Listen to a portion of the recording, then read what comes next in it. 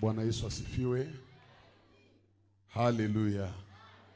Salimia tena jirani, mwambie sema saison. Munaweza ikala tafadhali, asante. Kisha mwambie tena siri 10 za jiwe.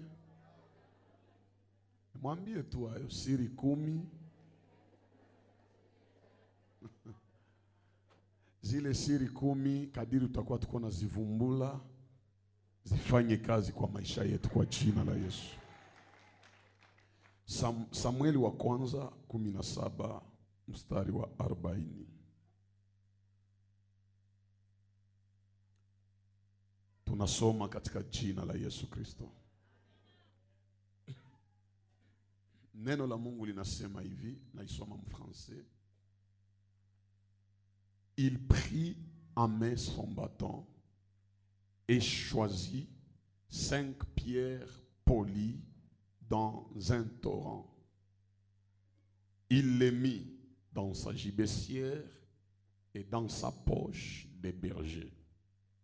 Puis sa fronde à la main, il s'avança contre les Philistins. Amen. Tushangilie kwa ajili ya usomi wa neno la Bwana. Katika Kiswahili natafuta maanisha akachukua gongo lake kisha akayachagua katika kijiti mawe 5 laini, akayaweka katika mfuko yake ya uchungaji na katika kombeo lake. Fronde sasa mkiswahili. Tunajua tu mjeredi. Tunajua mjeredi. Kisha maki akakamata mjeredi yake kumkono ndio akaenda pambana na Mfilisti. Tumeanza jana somo hii kuhusu siri 10 ama funguo 10 zilileta jiwe la Daudi kupanda sana. Unajua jiwe hili lilipanda na tunalihubiri leo ni sababu lilifanya mambo ambayo mawe yengine hayajawahi fanya. Wakati majiwe zingine zimewekwa kwa kuua ndege, jiwe hili la Daudi alikuua ndege likaangusha jitu. Siri ya maisha kufaulu haiko kufanya kazi kama vile wengine wanafanyaka, lakini ni kuelewa kama sote tunaweza kuwa katika jambo moja lakini tusilifanye sawa sawa. Samani ya mtu ni wakati kila mtu anakuja na historia mpya ambayo ataonesha watu, na ni hii inamheshimisha. Tumesema jambo la kwanza jana, siri kubwa ya kwanza na funguo ya kwanza ya jiwe hili ni jiwe lilikuwa na anwani. Jiwe lilikuwa na mahali wanaweza likutana. Yani lilikuwa na address. Maisha ya kiroho haiko maisha ya kuhangaika. Haiko maisha ya kuwayawaya. Si maisha ya kutangatanga. Siku mtu wa Mungu atajitia mu maisha ya kutangatanga, ndio siku yenye ataweka maisha yake hatarini na kupoteza vitu vya maana. Mtu wa maana anawezi kuja kutafuta, atakupata ni kama ulibakia kwenye Mungu alikuandalia ukutane na ule mtu. Pale Betsaida, yule kiwete, maandiko yanasema alikuwa hapa miaka 38. Maana yake nini? Ina maana hakutoka, si kana kwamba alikosa nguvu za kutoka. Mtu mmoja ataniambia angetoka na hana nguvu, yeye pekee alisema hana mtu. Sikia, zaidi ya kuambia Yesu sina mtu, alimwambia Yesu hivi, ninapojitupa majini mtu mwingine hunitangulia mimi. Manake anakuwa na nguvu ya kujitupa mumai. Zile nguvu alikuwa anatumikisha kujitupa mumaya siponi, angezitumikisha kutoka pale. Lakini akajiambia, hata nikawie hapa, hata nione wengine wanatendewa muujiza, mimi siuone, sitoke hapa. Inamaanisha inaweza fika wakati yenye wengine wanabarikiwa kwenye huko, wewe haupate baraka.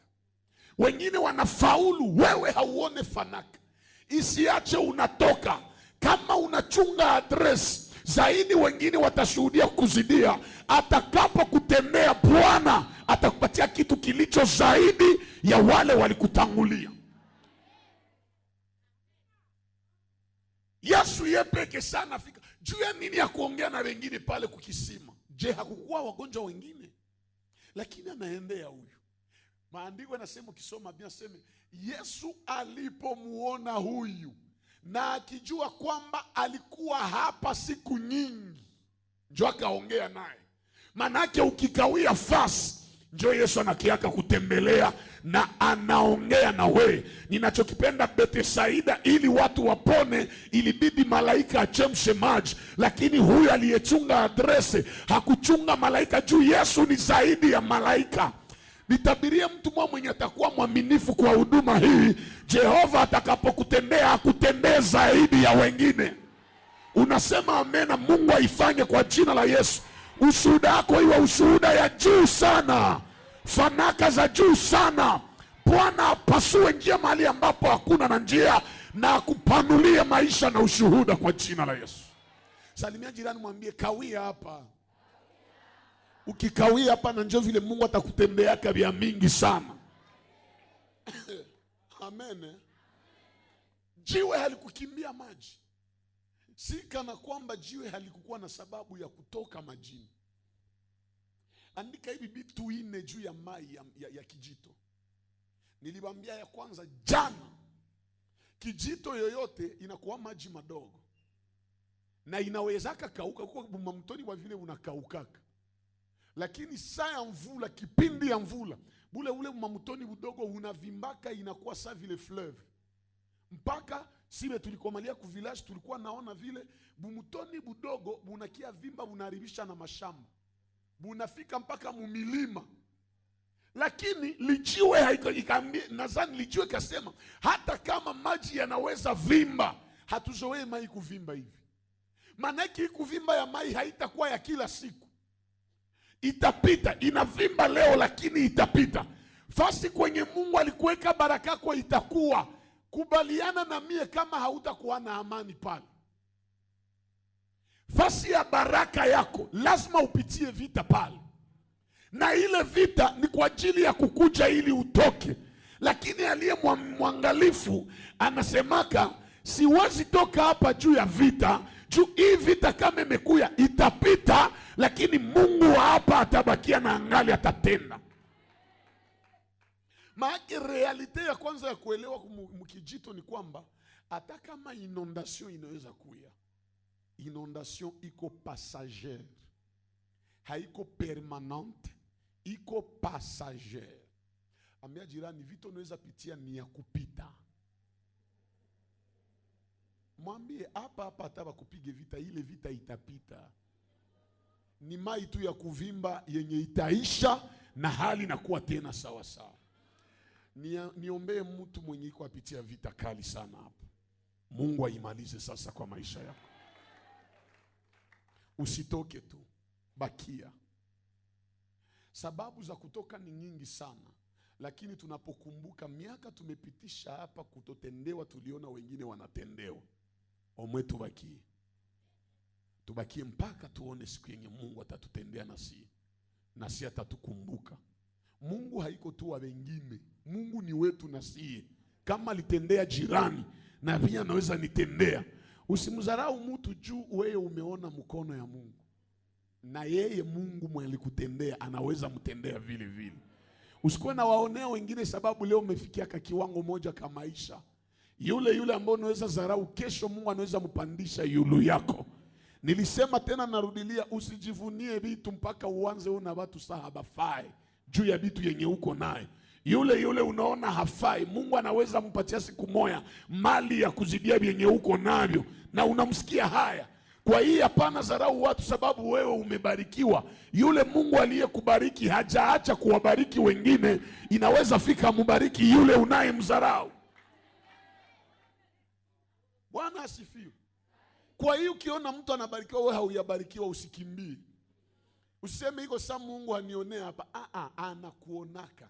Mara mingi benye Mungu atatendea bikubwa hakuwe presse kubafanyizi. Anaonaka huyu kamata mbio, wewe anza toka. Anapatia watu, siku wewe atakupatia. Itakuwa ni un coup in flamme. Maana ni moya tu puf. Na mlipuko inafanyika. Je, unajua kama Mungu kukuinua haiombe masiku? Ni siku moja tu na basi. Na njoo na kuchunga maisha yote. Na nitavirie mtu moja. Yusufu Misri aliingia mu prison. Hakukimbia prison. Japo alikuwa shakuwa garçon kukomala. Angekimbiaka prison. Lakini mwakili yake kajua nikikimbia prison ndakuwa fugitif. Bataniwinda kama mtu aliyekimbia jela. Kumbe ndabakia tu mu prison mpaka saa kipindi yangu ya gereza itaishi. Ilipomalizika siku yenye atainuliwa, asubuhi jua lilamkaka, ninajua Yusufu ni prisonnier. Lakini mbele jua ilale, ninajua Yusufu ni prisonnier. Haikuenda lala na Yusufu angali prisonnier. Ikaenda lala na Yusufu aisha kuwa premier ministre. Njoo maana nisema nitabiri, acha sasa nitabiri. Kama uko mwaminifu kwa hii adrese, asubuhi hapa unaweza lamuka maskini, lakini kutoka yako hapa Mungu akubadilishie maisha kwa jina la Yesu. Narudilia, akubadilishie maisha na ushuhuda katika jina la Yesu. Unanipa amena Ebeneza ifanye kwa maisha yako. Niko naongea na wale ambao wameonekana ni maskini, wameonekana hawajiwezi. Bwana akuinue mbele ya macho ya wale waliona hauwezi. Wewe ni maskini, Bwana akuheshimishe. Piga jirani mkono, mwambie hii jua imejua huko krize. Mbele ilale, itaona tajiri moya hapa, itaona mchuruzi mkubwa hapa. Kuko benye jua itashuhudia, nilimwacha hana fiancé lakini nimeenda lala na balisha mwambia kesho tunakuya panga mambo ya ndoa. Mungu lazima tu ubakie kwenye Mungu alikuita ukue. Ule Mungu atakutendeaka. Tena andika hivi, Mungu iko tellement organisé que anakuwaka na adresse. Na njoo vile kitaka tendea mtu lazima naye ampatie adresse. Hauwezi tendewa na Mungu kama hauko kwa adresse. Tuko pamoja?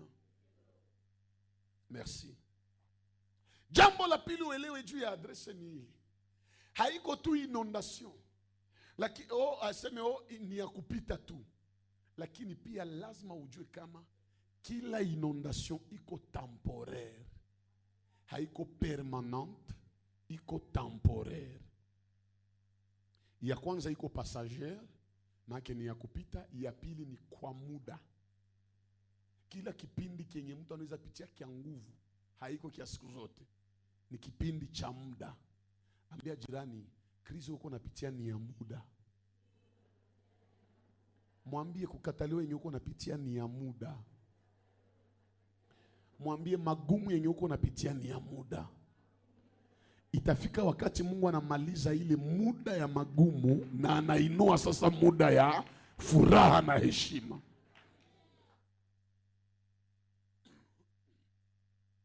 Jambo la tatu ni kujua kuadresi.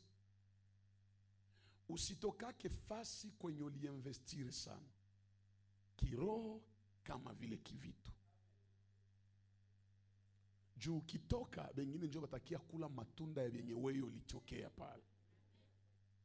Iko mkoshi ulishaomba Mungu sana. Hii miaka yote ya majeni kisha useme Mungu mimi nakuacha. Nani mwanapoteza? Ni Mungu njoo anapoteza. Ambia jirani hata binakatala usiache Mungu, naisha furnire effort sana. Muimvula hivi unalamukia, unakuya unaitika ulobane juu ya Mungu. Kisha useme vraiment mimi naacha vya Mungu. Hata malaika wanasema vraiment mimi na regrete. Na ya mwisho uandike ni hii: siku tatoka kwenye Mungu aliandaa baraka zako zikukutane. Mungu hatatuma malaika kwenye ulienda, atatuma malaika kwenye alikuachaka. Ça c'est profond, très profond. Mungu akituma malaika, enda tendea huyu, sinijui lishaomba Mungu. Mungu hata tuma ule malaika kwenye uko, atatuma malaika kwenye uliombeaka, jua akuye na majibu yako. Sasa kama wewe ulikimbia fasi, malaika saa tafika anakukosa, hata rudia mbingu ambie Mungu nimemkosa. Juu Mungu anajua kwenye uko, lakini Mungu hawezi kufuata kwenye uko na ulitoka kwenye alikuachaka. Ataambia tu malaika, angalia mwenye biko pale, nani mwenye iko nahitaji saa ya ule mwalitoka. Kisha naona mtu anajibiwa kumaombi yenye haiko yake. Ambia jirani, sijue hitaji yako. Metukiambiana, samu ya hitaji yako na njoo yangu. Mulikuwa hamjue vile. Tunaweza kuwa tuongeake mesamu hatuko na mahitaji ya sawa sawa. Sasa kama wewe ndio Mungu aliandalia kubariki, unaenda hangaika. Sasa Mungu atatuma malaika anakukosa, ule malaika hata rudia navyo mbinguni. Atatafuta tu mimi mwenye niko hapa, ananipatia hapo. Ndio maana ambia jirani, jirani mimi nakushauria, usitoke hapa na Mungu hayakujibia. Nisikie beba majibu yako. Hauionaka mtu anatoka fasi na njoo Mungu anabariki watu, kisha sana rudia na kuwa na complex. Usikuwe complexe juu ya majibu ya wengine, kumbe biko naishi vyenye woli pashwa ishi. Mungu iko tellement créateur ke vyenye alikutumia hawezi sema virudie mbinguni, vitabakia biko afani ni mbinguni. Bwana asifiwe. Jambo la pili, funguo ya pili tulizungumzia jana, na hapa ndio ndazama kinaganaga leo. Nisha kula minti za pata deja. Yesu wangu. Jambo la pili ni kwamba mawe haya matano ndio mwenye mko lijiwe ya Daudi haikujitia mkono ya Daudi, lakini ni Daudi ndio mwenye alichagua jiwe. Jiwe halikujibandika, lakini ni Daudi ndiye alichagua jiwe. Nikawaambia jana, niirudilie, valeur yako ni wakati yenye haujitie kumutu, lakini mtu ndio mwenye anakuchagula. Sijamaanisha na wewe sikuwe na chagula. Ukuwe na chagula ni mzuri, lakini kama mtu anakuya karibu yako usijitie kwake na hakukuchagula. Kila kujibandika, kila kujitiatia kwa mtu na hakutaki, haumutese, unajitesa wewe peke. Juu kama mtu hakupendi, hata ufanye vyaye, hata kupendaka. Hata ujifanye malaika aye kwa mtu mwenye hakupendi, hata ulionekana malaika wa nuru anakugeuza kama malaika wa giza.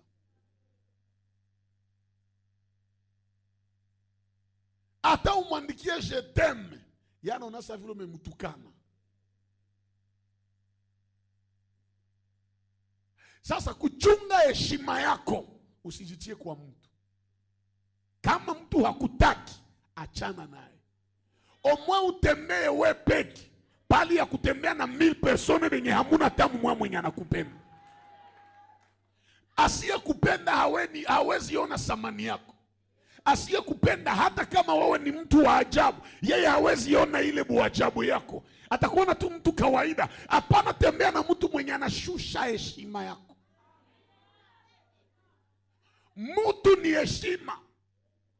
Kama mtu hata kupatia pesa, kama hata kupatia mali, kama hata kusaidia, asikuime heshima yako. Ukiona mtu anataka chezea heshima yako, mwambie tu bie pendo la Mungu Baba, ushirika wa Roho Mtakatifu utuachanishe mzuri. Ni heri utembee na anaye kukubali hata hana kia kukupatia, bali ya kutembea na mtu matakupatia vitu na hakuheshimi yake. Mtu mwa kuheshimi yake akikupatia kitu atajulisha watu yote. Munajua ile yenye iko nayo ni minjo nilimupatia. Munaona gisi iko bila mie haiko, bila wewe njoo naweza ishi. Bila Yesu njoo siwezi ishi. Bila mie hawezi kuwa gisi iko. Bongo yako bila Yesu njoo siwezi kuwa gisi niko leo. Jehova anakupenda ya kweli. Kwa hii kama watu hawakutaki, achana nao, banana na Yesu mwenye anakupenda. Upendo ya Yesu njoo na kuwaka ya kweli. Upendo ya Yesu njoo hata kusaidia jua kutangaze. Sasa niulize, kama Wavila anaweza kusaidia jua kutangaze, ukimkosea itakuwa atatia aibu yako yote nje. Ndio maana nampenda Yesu. Tunatembeaka naye, tukikosa anatusamee msilansie na hata tutangazaka. Tembea na mtu mwenye hawezi tia udhaifu yako nje. Sijui kama mimi naeleweka. Tembea na mwenye hawezi tia udhaifu yako nje. Mulikuwa nacheka naye hayasema mbaya juu yako, lakini siku mnakorogana wewe haumsemee mbaya, anaanza hatamu ya muuliza juu ya fulani. Unajua fulani anakuwaka hivi, anakuwaka hivi, anakuwaka hivi. Hatukukuuliza kama anakuwaka vile.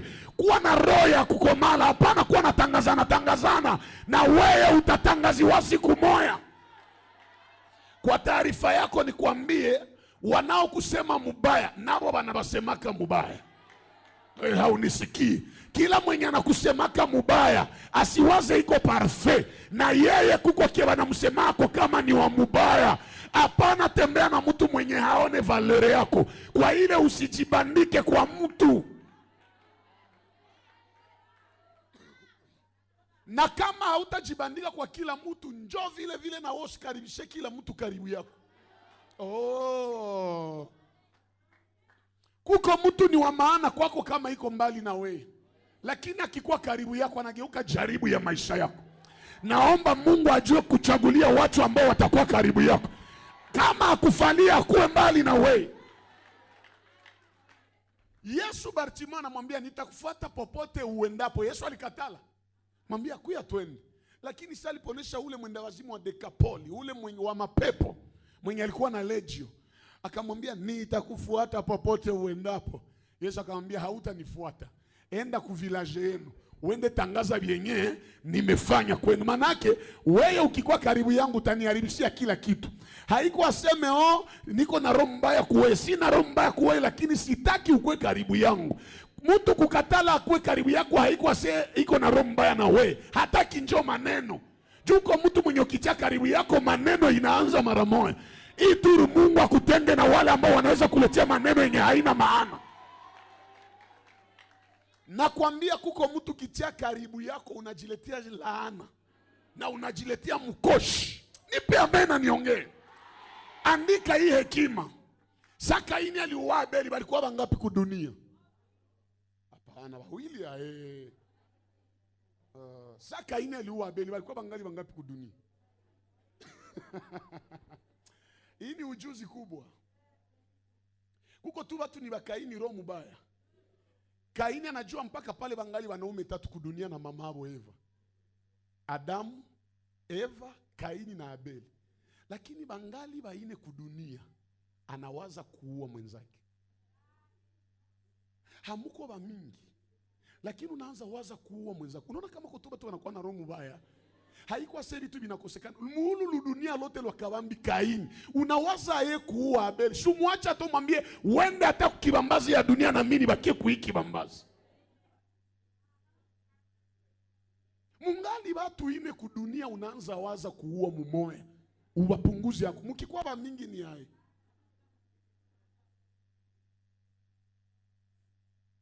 Ambia jirani usikwe na tembea na Kaini.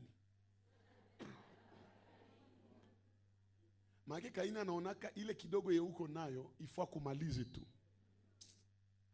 Batapata haya itu. Narudilia batapata. Nipe amena niongee. Quel profondeur. Niongee nisiongee? Kaini, ukiua Abel haina shida. Damu ya Abel itafika mpaka kukiti ya Mungu. Na saa Mungu atakukuia, atakufanya uhangaike hangaike. Mpaka jinsi Kaini alikufaka. Mnajua kama Kaini hata rizi mbingu. Lakini Kaini mwaliua Abel. Abel mpaka saa alishafufuka. Mnakumbuka wakati yenye Yesu alikuwa kumsalaba. Saa yenye makaburi zilifunguka, mili ya watakatifu kafanya nini? Abel alikuwa ndani ya kukua ndani. Niko naongea na Bakaini walitesa maisha yako. Utafika fasi ya maana kubazidia. Olala, unanipa amena, Mungu akupandisha mara 10 zaidi ya adui yako.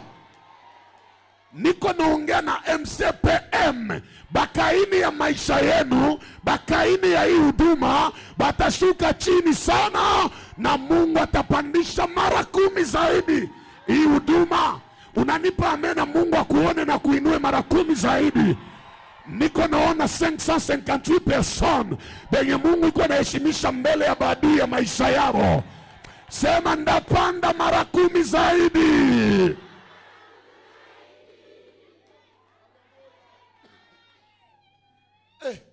Kaini hauna haya. Mungali baine kudunia unaanza waza kuuana. Mukikuwa sana itakuwa hii turu Bakaini hatutachunga batuue. Maombi yetu itabangamiza. Nasema bien itabangamiza mbele ya wakati. Oh. Hapana jitia kwa kila mtu. Ambia jirani usijikokotee kila mtu. Tena ona bubaya ya Bakaini. Bakaini wanajifasa awe wanakupenda. Anajileta Abel, nisindikize kushamba. Hii turu hatutakusindikiza, tuko na vyetu. Jua Abel angejua hangefuata Kaini, angebakia nyuma makondo zake. Hii turu mtu akikwambia twende mubiabina, maana mwambie niko okipe sana. Uko okipe na nini? Niko okipe na sema saison ya 21 jours. Mutapata nini kule? Hautaelewa sai après 21 jours. Njo utaelewa kama nilikuwa okipe sana. Bwana asifiwe.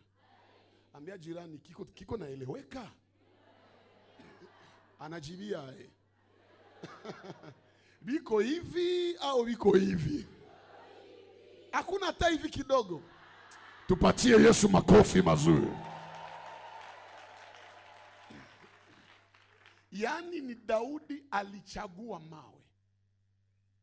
Si mawe yalimchagua Daudi. Usiku wake wa chini kisha uchagule basawasawa na wewe. Au niende hivi. Usikuwe mtu wa chini kisha uchaguliwe na bachini sawa. Mtabakia fasi moja. Batu ya dunia wanasema ceux qui s'assemblent. Ile majiwe zote mumai zilikuwa tunakunya mai. Majiwe nadhani zilikatalaka jia kroshe ku majiwe zingine. Mesaba napata Daudi wakajua huyu ni wa nje. Sikia hasa kwa mimi nakupeleka. Niliwaambia jana Daudi kuchagua majiwe si anaitosha mumai. Ni wito ya mawe. Manake ile shwa ya David kulijiwe. Choice ya Daudi mbele ya jiwe ni wito wa jiwe katika huduma ya Daudi. Sema wito. Jiwe ilibidi Daudi aite lile jiwe. Na ile kuita jiwe ni jua ipatie sura nzuri. Aitoshe mutoni kwenye hakukwake nyumba. Mnaona kama lijue seko mutoni haina nyumba. Jua lijue naonea jua pale pale. Mvule kinyesha njo jaribu. Busiku na mchana lijiwe, majiwe zilikuwa na lobanaka. Zinapigwa na maji. Hasa ilibidi mkono ya Daudi ije kuokoa mawe na hiyo maji nayo yasumbua kila leo. Yani chaguo ya Daudi kuchagua mawe ni kuita mawe kuitosha katika zile hatari za kijitu. Na katika maisha ya Wakristo sisi tuliookoka, mbele tuokolewe, kila mtu alikuwa kana mtoni yenye ilikuwa na mtesi. Hapa kwa wenye mtoni yao ilikuwa ni uzinifu. Kuko wengine hapa ni ile mapepo ya kijamaa. Inabidi ukubali Yesu ambaye ni Daudi zaidi akutoshe pale, akutie mu mkono yake. Profond. Ila kuita lijiwe, kuita mawe, itakutana na mkono ya nani? Eske mnajua kama mkono ya Daudi haikuwa mkono kawaida? Ni mkono yenye ilikuwa na masikatrisi, ilikuwa na vilonda. Mtaniuliza hae, nani mwanaweza pigana na simba, simba ishindwe mulumiza? Nani mwanaweza pigana na dubu, dubu ashindwe mulumiza na midomo yake? Manake mkono ya Daudi kwa kuua simba na dubu ilikuwa na masikatrice. Oro musikatrice muko deja alama ke damu ilimwangikaka pale. Manake Daudi kulogota majiwe, nataka onesha majiwe, mina baita juu mkutanane na vilonda ya mikono yangu. Na Daudi wa kweli ni Yesu. Yesu akikuita lazima kuoneshe kazi yenye alifanya msalabani, vidonda ambavyo alipitia juu yangu na yako. Haleluya. Manake lazima tumkubali Yesu. Hauwezi enda mbali. Nikienda mbali zaidi, Petro anasema sisi ni mawe yaliyo hai kwa ajili ya ujenzi wa nyumba ya Bwana.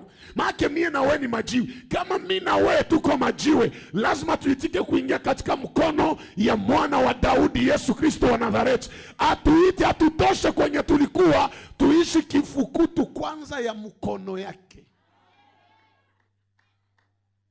Na ile kifukutu ya mkono lazima tuone alama za vidonda ya Yesu yenye balimtobola kumsalaba. Niko na habari ya kukuambia. Hii wito niko na kuambia ni wito kwa wokovu. Yawezekana umegaagaa katika dhambi, umeishi maisha ya uchafu, maisha ambayo inakutenga na Bwana. Yesu aliumizwa msalabani kwa ajili yangu na yako. Wakati ingali yenye unaweza ingia mkono ya Yesu, uponyoke ile gazabu yenye nakupigaka kule nje. Ndani ya dhambi hamuna kitu. Kuishi maisha ya dhambi ni kuishi maisha ya riozo, ni kuishi maisha ya kunuka. Hakuna kwenye tutaenda na maisha ya dhambi. Lazima tukubali tuingie katika mkono ya Bwana ili apate kututengenezea wokovu nzuri. Huyu Yesu alipitia vilonda ya ajabu sana juu yangu na yako. Wakati ingine unaweza kuwa najiona leo nasema vrema ingekuwa Yesu kama niko kanibale wa kiroho sana. Baningi hapa kama leo banaingia mu Yesu, siwaza seme balikuwa watu ya kawaida. Kuko benye hapa balikuwa na bebaba bwana ya watu. Kuko benye hapa balikuwa kaba mwizi ya grave. Kuko bengine hapa balikuwa bambaraga ya banazini juu ya 1000 francs. Lakini mkono ya Daudi kamlogota kule, leo iko naishi maisha ya wokovu. Na we kama uko hapa mpendwa, ni wakati yenye lazima uitike mkono ya Daudi. Yesu akutoshe ndani ya ile fasi ya baridi, baridi ya dhambi, baridi ya wivu, baridi ya kupana sumu, baridi ya kusengenyana, baridi ya maroho mabaya. Lazima Yesu akutoshe pale na kuoneshe kazi yenye alifanya msalabani. Lazima tuitwe na Yesu. Amesema katika kitabu cha Mathayo sura 11 mstari wa 28, anasema njooni kwangu nyote mnaolemewa na kusumbuliwa na mizigo mizito, nami nitafanya nini? Sijua uko na mzigo gani. Kama ni mzigo ya dhambi, mpendwa, tafadhali mkono ya Yesu iko na nyoroka juu yako. Iko na kuambia toka kule, niko tayari kukusaidia na ile mzigo. Niongea hata evangeliquement nikwambie, haiko tu mzigo ya dhambi, hata ile umaskini yenye iko na kutesa. Ukikuya kwa Yesu anaweza nyangula ile umaskini, anakutua na ile mzigo. Ile magonjwa yenye iko na kutesa, Yesu anaweza kutua na ile mzigo. Kila kibaya ukiingia mumukono yake atakupumuzisha. Tia mkono wako juu, sema Baba, niko hapa nipumuzishe. Nataka niingie mu mikono yako. Imeandikwa, kilicho katika mkono wangu hakuna awezaye kukipokonya. Gisi uko mkono ya Yesu ambaye ni mkubwa zaidi ya Daudi. Bachawi wasikufikie tena kwa jina la Yesu. Ile laana isikupate tena kwa jina la Yesu. Ile magonjwa isikupate tena katika jina la Yesu. Kila mwenye alikuandalia aksida, juu kwa mkono ya Yesu. Aksida isikuone kwa jina la Yesu. Mikosi isikuone kwa jina la Yesu. Kila mwabalichilia mulonge, Yesu akurukishe hayo. Mkono ya Bwana ikikuwa juu yako, utaenda mbali sana. Niko na kuita mpendwa, Yesu naye iko na lazima yako. Iko na lazima akutoshe mwile bunafiki yenye unakuwaka ndani. Iko na lazima akutoshe mwile roho ya roho mbaya yenye lishaka kusumbua. Jitie tu mikono yake. Njoni kwangu nyote mnaolemewa na kusumbuliwa na mizigo mizito. Muzambi hamuna kitu. Zambi itakuozesha tu. Imeandikwa mshahara wa zambi ni mauti. Ase lakini uzima ya bure tunapata. Neema bure tunapata ni uzima wa milele katika Kristo Yesu. Haiko kubure. Njoo Yesu alitoka katika ukoo ya Daudi ili atufunze kama Daudi alilogota majio. Yesu na wewe anaweza kukulogota hii asubuhi. Sijui nani mwenye iko napitia kipindi ya mubaya. Sijui nani mwenye iko naishi maisha ya uchafu yenye uko sio naifanyaka hautaki na wewe ubifanye, lakini unashtukia tu naanguka katika maanguko yenye mpaka unakuwa unajiuliza mie niko wae. Nakwambia kwa hapa wewe wanajiuliza kama fe nini alishashindwa telma inakuwaka nguvu sababu inakukamata na kusojikamate unashtukia tu umeanguka. Ule umazambi wa kidogo kidogo lazima ukutanane na mkono ya Daudi. Lazima mkono ya Daudi kutoshe pale. Sema na mie Baba niite mwokovu.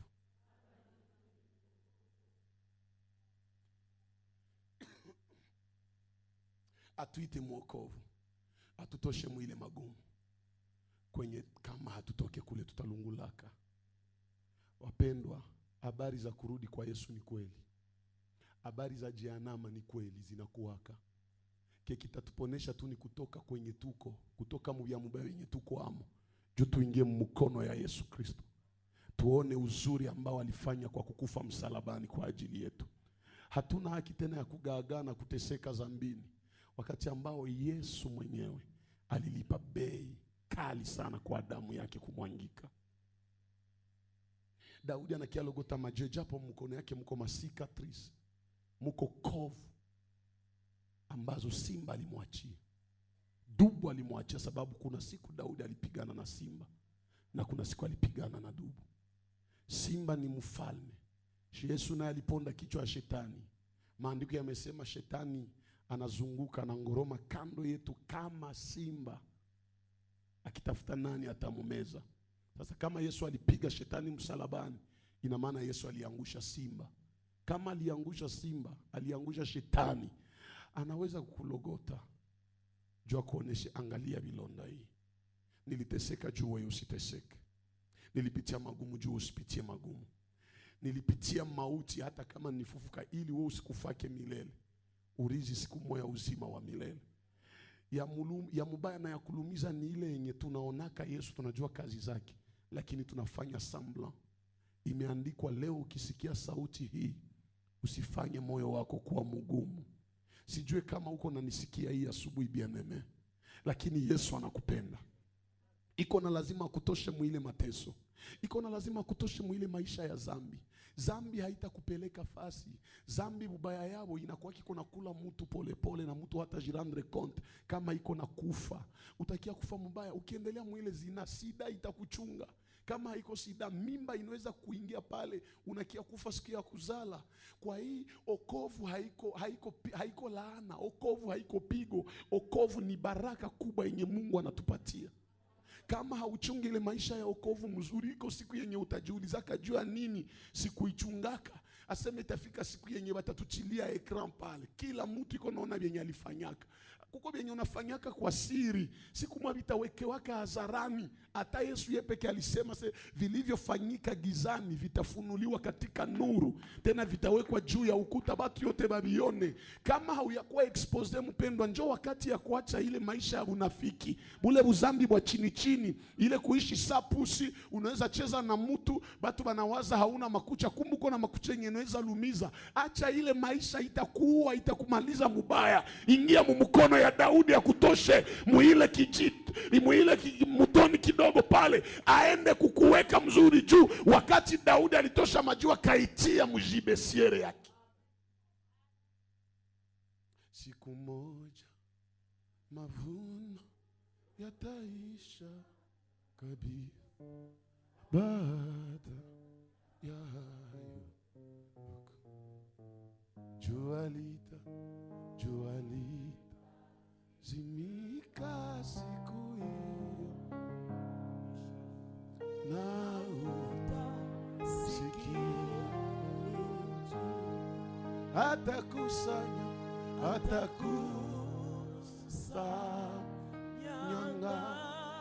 kwa furaha galana, bali makapi yote yatatupwa motoni, rafiki utakuwa kweli, bali makapi yote yatatupwa motoni, rafiki utakuwa kweli. Mahubiri na nyimbo za wokovu kwa Mungu zitakaponyamaza, wewe uliyelikataa neno nzuri la Mungu, utakaa wapi milele? Atakusanya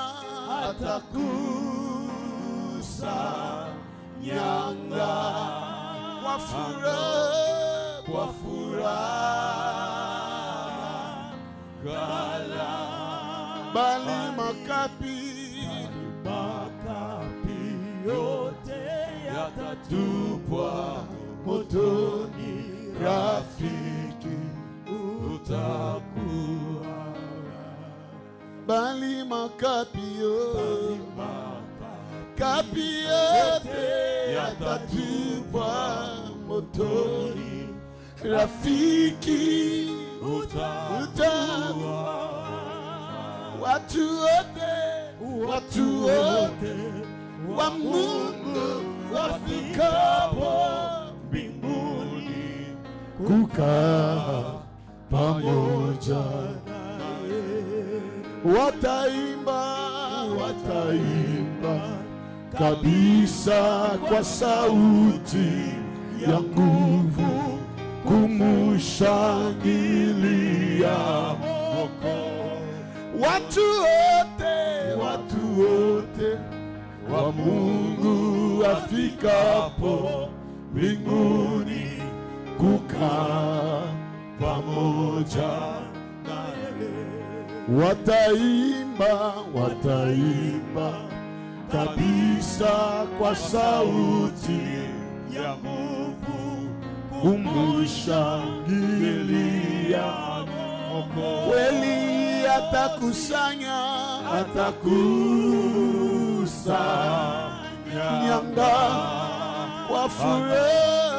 kwa furaha gala, bali makapi yote yatatupwa motoni, rafiki utakuwa katika shida hizi, bali makapi yote yatatupwa motoni, rafiki utakuwa. Mpendwa, sijue kama uko tayari. Ipo siku hatutasikia tena neno la Bwana. Iko siku habari hizi za wokovu hazitasikilika tena. Imeandikwa na kusemwa kama habari za msalaba ni ujinga na upotevu kwa wale wasioamini, bali ni nguvu kwa wale ambao wanaamini. Usijivunie kuikala na kubakia muuchafu. Ile uchafu iko siku itakufanya upeyeshe.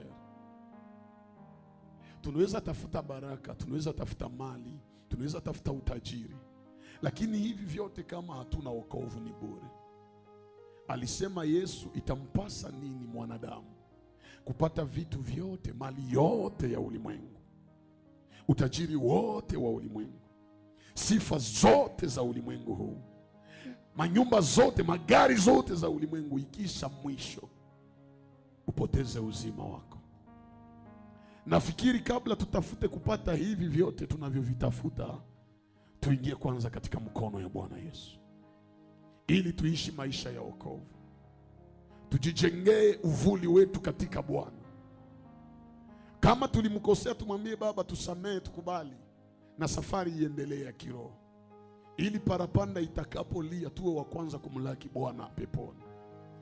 Naomba nisikukosake ile siku, tuonanake, tuambiane, kumbe na wewe umefika, kumbe na wewe umefika hapa, kumbe na wewe umeshinda. Mpaka aseme watauliza, malaika watauliza, hawa watu wengi ni wanani? Seme sauti tajibu, wale.